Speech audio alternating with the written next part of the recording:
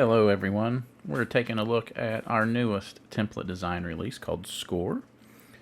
So we're going to look through the layers here just to give you an idea of what to expect on this one.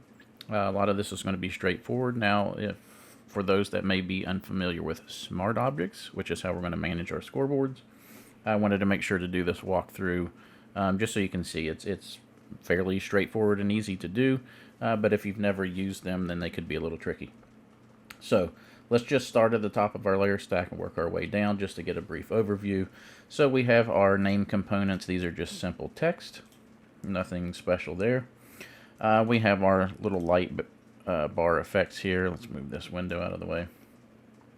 So if we open these up, we can see we can change the color of those glows with just our hue saturation adjustment sliders. This is the glow layer itself, and then we have the light bar itself, which is just a shape. So you can use the properties panel up here to change the fill color. You could double click on the shape and you could just sample a color or pick a new color from here, however you would like to set that color. So there's those, and those kind of go along with the name here. We have our color grading layers here, which is going to add some warmth, some saturation, some contrast. Again, if it's, I always recommend that you neutralize your subjects before bringing them into a template with color grading, so the subject isn't too warm or too cool, and the color grade applies a little more evenly. But if things look a little too warm or anything like that, you can always tweak opacities of these color grading layers to get the effect that you want. Alright, so that's those. We've got our facial highlight boosts, and we'll take a look at those in just a minute and what they're doing. So here's where we're going to drop our subject in. So it's marked in red, so you can find exactly where to drop them in. We have our scoreboards here. We're going to come back and take a look at that in just a second.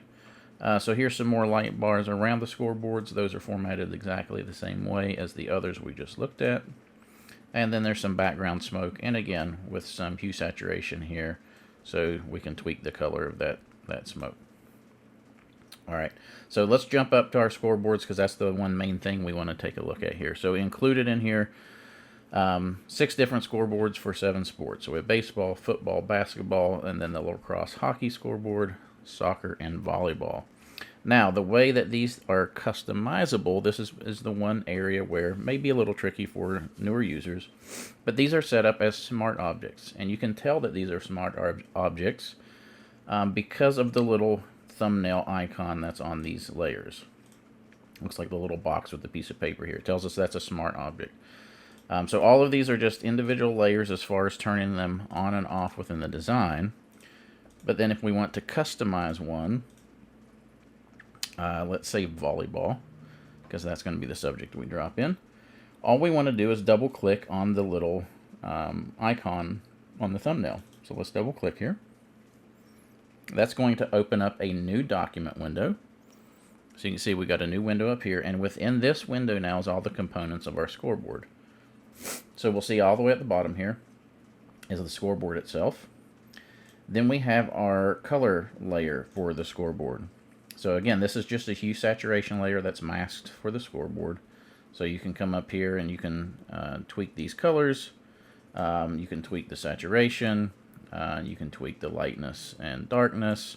And so all of that is going to be set right up here in your HSL layers. Okay.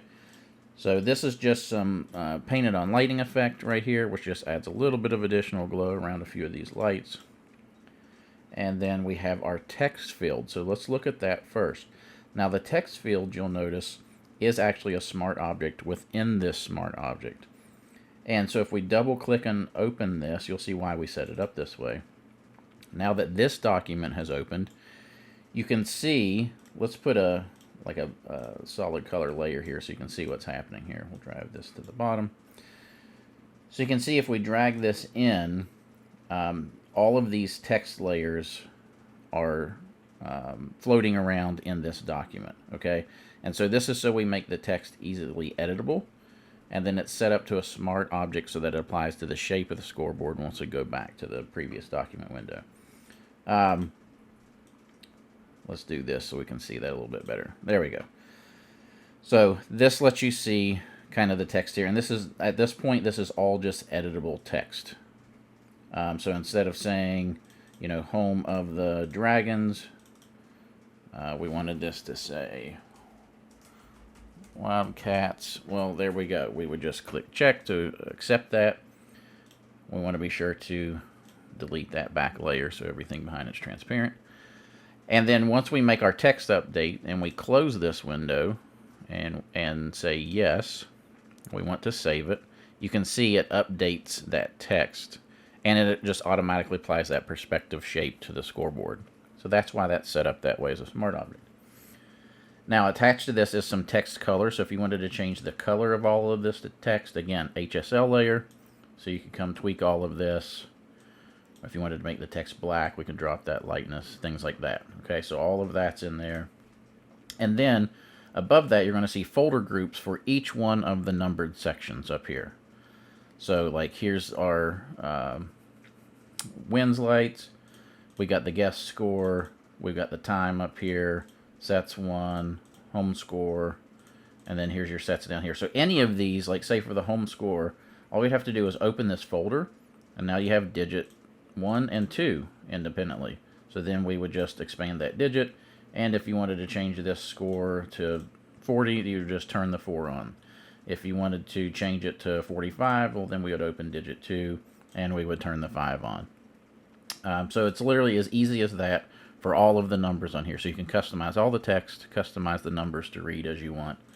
On the time, for instance, sometimes I think it's kind of fun to set the time as the year. So like 20, and let's go up here, digit 3. We'll do 2, and if you were doing this for the 2024 school year, 4. So now the time reads 2024. So again, very easy to change and update those, you know, pretty quickly within the smart object. So once we get everything set in here, all we need to do then is close this window again. It's going to ask if we want to save. Once again, we're going to say yes, save it. And once it comes back over to the template, we can see now those changes are there. Those numbers are changed and added into there. Okay? And so that's how we would change these smart objects, and that's going to work exactly the same for any one of the scoreboard options. So let's minimize that folder. Attached to the scoreboard is the effects layer here, and that's for changing this outer glow on this. So there's a stroke. We can double click here. So we could change that stroke color by selecting, sampling. We can make it white, anything we want there. Let's cancel. And there's an outer glow, and that glow is going to be setting the glow color of that light as well. Let's make it a little more pinkish, which will make it look like it's glowing red. And click OK. Alright, so that's kind of how all of that is customized. Fairly straightforward once you're familiar with that smart object. So let's turn a subject on here really quick. Again, anytime I have a design, so here's our subject dropped in. So we've got the volleyball background turned on. We've got our volleyball player in here. One of the things I always like to demonstrate in any of these templates that have any kind of glowing light from the background that's colored is how we can amp up that color effect on our subjects. If you're looking to just kind of take it up another notch, this is something I like to do. So on our subject layer, I'm going to double click out here on the layer. That's going to quickly open up our layer style panel here. From the layer style panel, I want to turn on this option that says inner glow. So I'm going to check it, and then I'm going to click on it so that it's highlighted. That means I have my controls over here for the inner glow. Now the first thing that I want to do, I'm going to do a couple quick stages here. I'm going to bring, let's see, on this I want to bring the choke down, bring the range all the way up, and now I'm going to move the size. And what we're looking here, that choke is kind of how wide that inner glow is. The size is how wide it glows from the outer part of your subject to the inside. The range is how hard of a transition it is. So I want a soft transition so it feels a little more natural. And I want to bring that size up and maybe the choke up just a little bit. Now, with this set to screen, let's change our red here too. So we'll click red. Let's pick one of these brighter reds. Okay. While this is set to screen, I'm really looking at the darker parts of the subject. So basically her clothing here. So I'm using this to make the glow on the clothing feel like what I want. So screen is really good for this. So once I get that clothing where I want, I'm going to click OK. And then we can see the effect was added here for the inner glow. I'm going to right click on inner glow. I'm going to create a layer out of this. Now that it's on its own layer, I'm going to hold Alter Option and click a mask. That's going to hide that effect. What that's going to allow me to do is come over here, grab a brush, white brush. I like to be on a lower flow, somewhere around 20%. And I can take a white brush and I can paint in where I want that glow to show up. So again, we're just worried about the darker parts of our subject at this point, the uniform, so I'm just going to grab those.